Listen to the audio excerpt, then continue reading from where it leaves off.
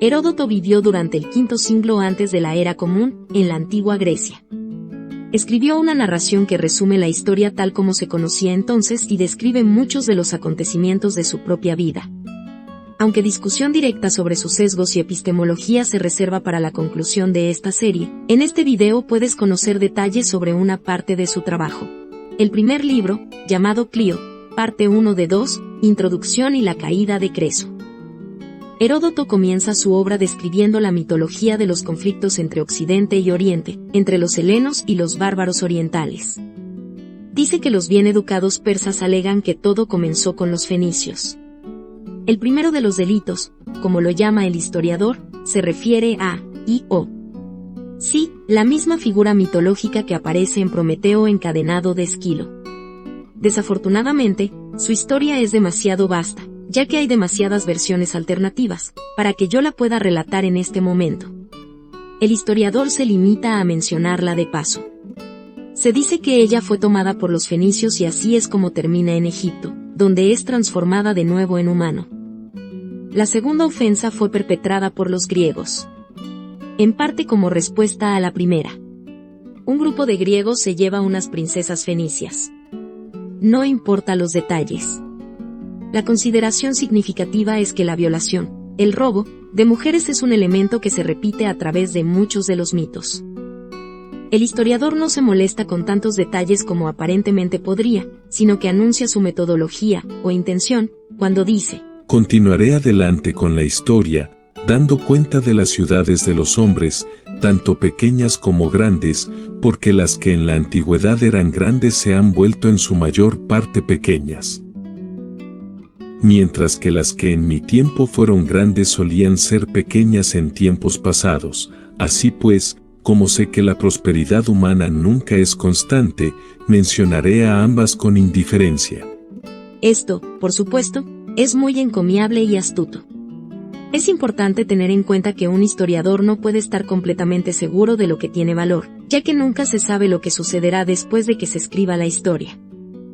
Heródoto se adentra en una historia más verificable cuando discute el destino, la humillante fortuna, de Creso. El historiador lo acredita como el primer oriental, aunque en mi interpretación no es un bárbaro salvaje, que somete a cualquier ciudad griega. En primer lugar, se describe la genealogía que condujo al reinado de Creso. Al parecer, se trata de un cierto descendiente lejano de Heracles. Este último se llamaba Candaules. Este hombre, estando muy orgulloso de la belleza de su esposa, permitió que su sirviente o compañero viera el cuerpo desnudo de su esposa. Se suponía que esto se haría en secreto. La motivación detrás de tal acto es que sucede que los oídos de los hombres son menos propensos a creer que sus ojos. Obviamente, aunque esta noción es bien conocida, hay un aforismo aquí. De cualquier manera, la esposa se da cuenta del estratagema y elige castigar a su esposo. Heródoto describe que los bárbaros son humillados por su propio cuerpo desnudo. Ella le dice al hombre que la vio desnuda que debe o matar a Candaules o morir él mismo. Por supuesto, el hombre mata al descendiente de Heracles y asume el trono. Curiosamente, y que esta sea la primera muestra del estilo religioso de Heródoto, aunque podría haber un ejemplo anterior, el oráculo de Delfos anuncia que la venganza por los Heráclidas llegará dentro de 5 generaciones. El historiador cuenta varias historias o anécdotas que ocurren antes de Creso, la 5ª generación. Entre estas historias se encuentra una mención a Periandro. Él era un famoso, pero ahora poco conocido, monarca posiblemente ilustrado de Corintio. Permítanme omitir los detalles de la historia, se relaciona o se conecta con un tratado del filósofo historiador llamado Plutarco. Lo menciono para que sepas que en este canal también puedes conocer los escritos de Plutarco. Después de invadir las ciudades griegas en Asia Menor, actual Turquía, Creso considera invadir las islas del Egeo. Sin embargo, Baíes, uno de los 7 sabios de la antigüedad, lo convenció de que no lo hiciera. Debo mencionar que en este momento los 7 sabios de la antigüedad están presentes. Esto, por supuesto, da paso a una mención de Solón. Este sabio llega a la corte de Creso después de reformar el gobierno de Atenas e instituir los, al menos, primeros pasos hacia la democracia. Entonces, se producen los acontecimientos más notables y memorables. Después de mostrar a Solón toda su riqueza, lujo, comodidad y dominio, Creso le preguntó al sabio: Si has visto a alguien a quien consideres el más feliz de todos los hombres, pero Solón, sin usar más lisonjas que la verdad, dijo: Sí, oh rey, Telos el ateniense. Solón explica entonces que lo que hace a Telos digno de tal estatus es el hecho de que murió feliz y con un renombre positivo. Así preguntó Creso, suponiendo aún que él mismo sería la respuesta, quien sería el más feliz aparte del previo. Sin embargo, para frustración de Creso, Solón respondió: Cleobis y Bitón. Estos hombres son seguramente de un mito, pero Solón, y Heródoto, e incluso Plutarco en otro tratado, los toman como verdaderos. Son los que, después de ser hijos amables y serviciales con su madre, la sacerdotisa de un templo de Hera, y su madre rezando a la diosa por la mayor bendición, recompensa, posible de conceder a sus hijos serviciales, se les concede una muerte pacífica. Sí, aunque jóvenes y sanos, se van a dormir para no despertar jamás, prueba de que, por desgracia, la muerte es mejor que la vida. A Creso, por supuesto, no le gustó nada de esto. Solón le explica las dimensiones de la vida, la duración de la vida. Esto es algo que realmente debe ser pensado o realizado por todos en algún momento de la vida. Por supuesto, es posible que algunos nunca se den cuenta. El sabio entonces dice: El hombre es una criatura de accidente, antes de que llegue a su fin, es bueno contenerse y no llamarlo feliz, sino solo afortunado. Pero debemos examinar el final y cómo resultará al final, porque a muchos Dios les muestra solo un atisbo de felicidad y luego los arranca de raíz y los trastorna. Como es bien sabido, y creo que Heródoto después regresa a ello, Solón se va y finalmente regresa a Atenas. Mientras tanto, Creso no ha hecho más que recibir un presentimiento de sus próximas pruebas e infortunios. Primero, Creso sueña que uno de sus hijos morirá joven. Dado que su otro hijo parece haber tenido algún tipo de deficiencia mental, el rey decide alejar a su hijo sano de todos los peligros. Sin embargo, para resumir la historia, a pesar de sus mejores esfuerzos, su hijo sano muere en un accidente. Esto no es más que el comienzo de las desgracias del monarca, ya que se vuelve ambicioso para, en lugar de invadir Grecia como se mencionó anteriormente, invadir Persia, el entonces pequeño y débil reino persa. Creso llega a esta decisión malinterpretando la profecía del oráculo de Delfos.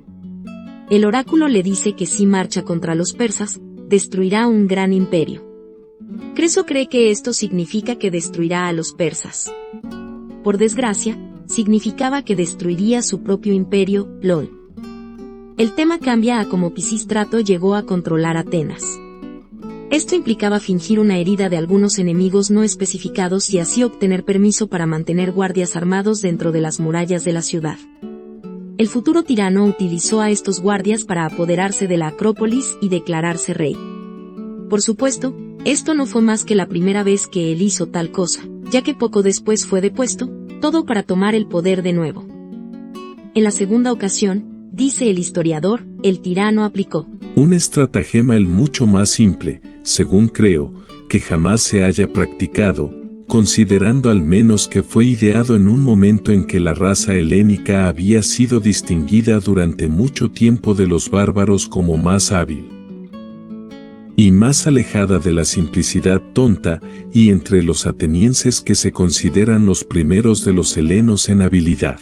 Esta frustración jocosa o burla se refiere al hecho de que Pisístrato vistió a una mujer alta y hermosa como Atenea y la hizo viajar con él en un carro a la ciudad mientras los compañeros a su lado gritaban que la diosa misma estaba trayendo al hombre para gobernar Atenas. El tirano pierde el poder una vez más, en parte porque su joven esposa lo acusa de negarse a tener relaciones sexuales con ella. Se abstiene del sexo, o del sexo convencional, porque el matrimonio con la mujer se debía a un vínculo político necesario, y él ya tenía un hijo al que deseaba regalar la ciudad. A pesar de perder las conexiones políticas anteriores, se las arregla para tomar el control de la ciudad por tercera vez. Esta vez aplica la fuerza, la acción militar. Heródoto hace entonces lo mismo que antes, pero ahora con respecto a Esparta. Específicamente, con cómo la ciudad llegó a tener su sistema de leyes y la situación en la que se encontraba cuando Creso se alió con ellos en preparación para la guerra contra los persas. Para abreviar la historia, los espartanos, en su desesperación y dificultad, le dieron a Licurgo el poder de reformar todo el sistema de vida. El historiador actual dice que esto sucedió durante una guerra contra Tegea. Entonces, aunque no lo creas, se trata de los restos, los huesos, de nadie más ni menos que de Orestes. Este es el héroe que mató a su propia madre según lo describe el dramaturgo Esquilo, cuyas obras también puedes conocer en este canal. Por ahora, no importa los detalles al respecto. Como se mencionó anteriormente, Creso se alía con los espartanos, pero invade Persia sin pedirles ayuda. El historiador describe toda la campaña que, por supuesto, Creso pierde contra el rey persa, Ciro. Cuando el primero se estaba retirando, envió a buscar a los espartanos, pero como estos estaban ocupados en otro conflicto, para cuando los espartanos ya estaban listos para enviar apoyo, Medea, la capital lidia, había caído y Creso ya había sido capturado. Como, para mí, la parte más interesante de la historia de Creso es cómo aprendió la lección de Solón. Permítanme mencionar que cierta profetisa había adivinado que Creso no debería desear que su hijo aún vivo recuperara su ingenio, en particular su capacidad para hablar, ya que ese sería un día de aflicción. Sucedió que el hijo, que nunca hablaba, gritó cuando los soldados enemigos estaban a punto de matar a su padre. Esto les hizo saber que su víctima era el rey enemigo y, en lugar de asesinarlo rápidamente, lo capturaron para quemarlo vivo. Sin embargo, Creso no murió, sino que, según Heródoto, mientras estaba de pie sobre la pira, llegó, aunque estaba en tan mal caso, un recuerdo del dicho de Solón, como había dicho con inspiración divina que nadie de los vivos podía llamarse feliz. Como resultado, el rey usurpado gritó repetidamente el nombre de Solón, lo que hizo que Ciro, su captor, preguntara a quien estaba nombrando. La historia, como si de una leyenda se tratara, cuenta que Creso le cuenta el mensaje de Solón a Ciro y Ciro, a su vez, cambia su actitud o sus intenciones.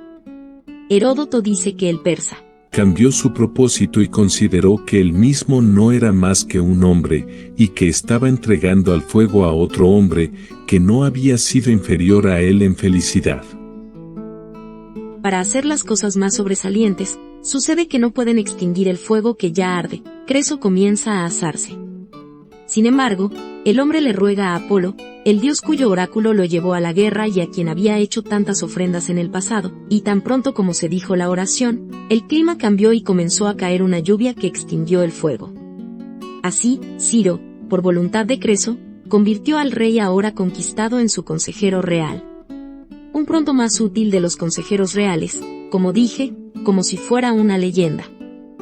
En el proceso, al explicar su propia locura por haber ido a la guerra, se cita a Creso diciendo: En la paz los hijos entierran a sus padres, pero en la guerra los padres entierran a sus hijos. Un aforismo de lo más desgarrador. En cuanto a Apolo, el historiador aclara que Creso le reprochó al oráculo de Delfos y que éste le explicó su locura y cómo al final el dios lo salvó así. El dios no solo es real, sino sabio y justo. Si deseas saber cómo surgió Ciro y el imperio persa, si deseas saber qué le sucederá a Creso ahora que está cautivo, si deseas saber cómo Grecia logró detener la invasión persa, ve los siguientes videos. Ahora, para encender tu curiosidad y motivarte a ver el último video de esta serie, te regalo una muestra de uno de los muchos aforismos que tallé mientras leía este libro. Frustrados por sus frecuentes erróneas predicciones del futuro, los científicos sobreestiman su capacidad de predecir el pasado. Si disfrutas o le sacas provecho a mis aforismos, que sepas que tengo miles. Escribiré libros con breves ensayos temáticos compuestos de aforismos. Estos ensayos son profundos e intrigantes pero fáciles de leer. Para copias muy económicas, busca Protágoras Paz en el sitio web de Amazon. Repito, Protágoras Paz, ese es mi nombre.